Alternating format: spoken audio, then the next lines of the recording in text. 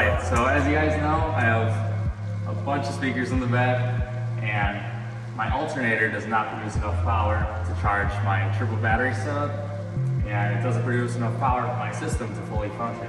So I'm doing a 400 amp alternator install today.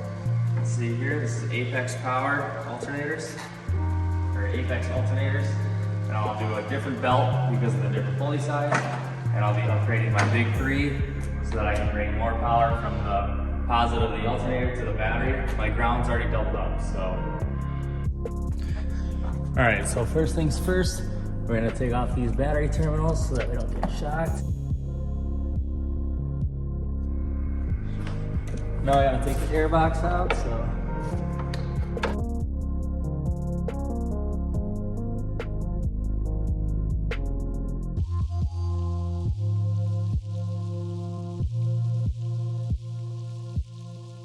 And this guy's gonna come out.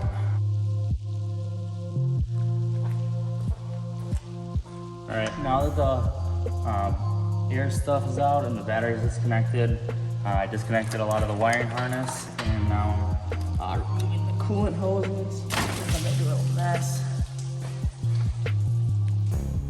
And get this other one. Got the coolant is pressurized or whatever. Wasn't too hot.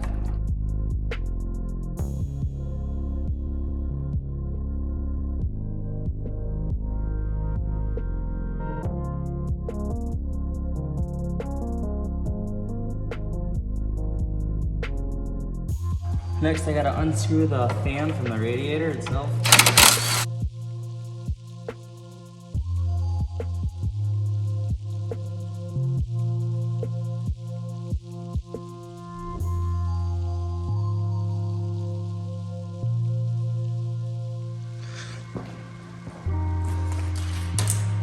Now I get to lay in the mess that I just made on the ground in order to get these rear fan belt bolts out.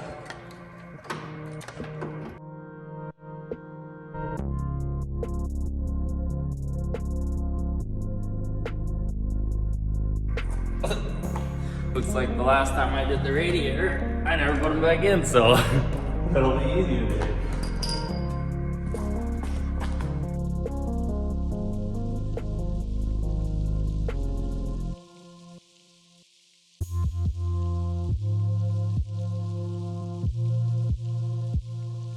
Alright, so to get the second bolt off the alternator, we're gonna have to go into the wheel well, and because we're working in an apartment parking structure, we have to use the jack from somebody else's car to get it jacked up, and then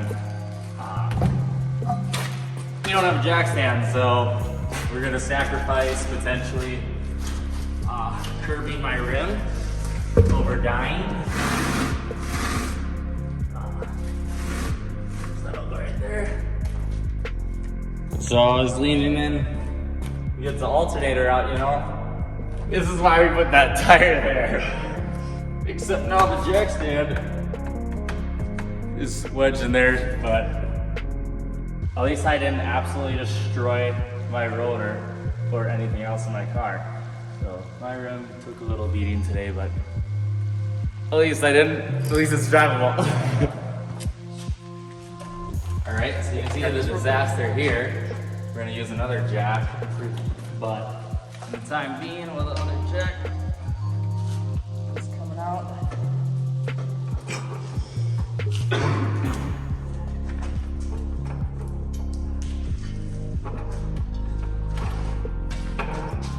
Here is the alternator. Yeah.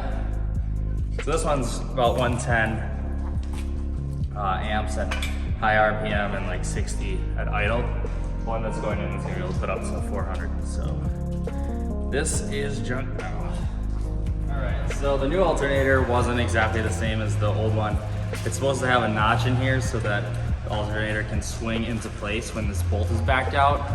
Well, this bolt hits the frame, so I had to drop the engine down, lower the engine mounts a little bit, and then I was able to get this bolt out.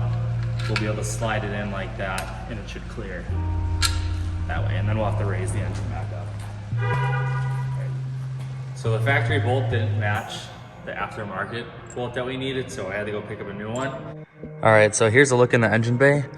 I got the engine bay lowered, or the engine lowered a little bit.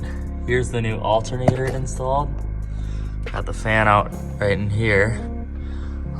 So now it's time to assemble since we got it all hooked up. All right, so the engine's back secured up. I got the wheel back on after a little fault there. And then I'll go back and torque these afterwards. So now I got the wheel torqued down, it's on, the engine's tight, this coolant reservoir is back up. I think it's just time to put in the fan again, and we'll hook up some hoses, hook up the electrical equipment. So I slid the fan back in.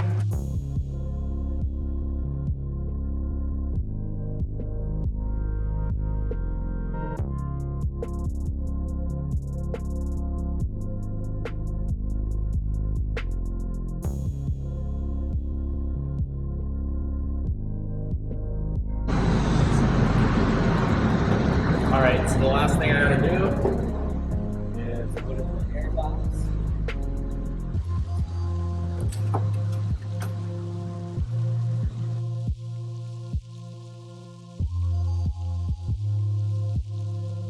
Filter back on.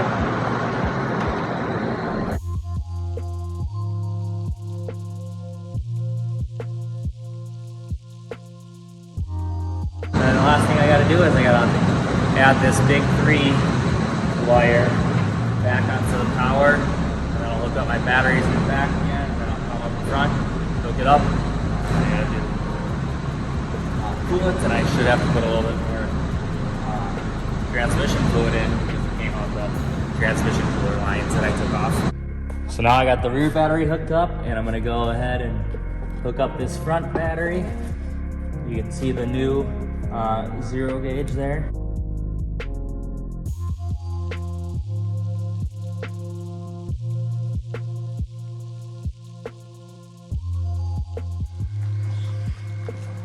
Picked up some fresh coolant from the store before because I knew this was going to happen. And then I'll fill it up to the full line because we'll have to run the car to get all the air out of the system before we can reseal it. Just like that, it's installed. Got all the wires hooked up, everything's connected, the engine's raised back up, the wheels are torqued on, the coolant's refilled. I'll be checking the transmission fluid soon here as I drive and heat it up. Let everything go back together nicely, and I'm pretty excited to see what happens.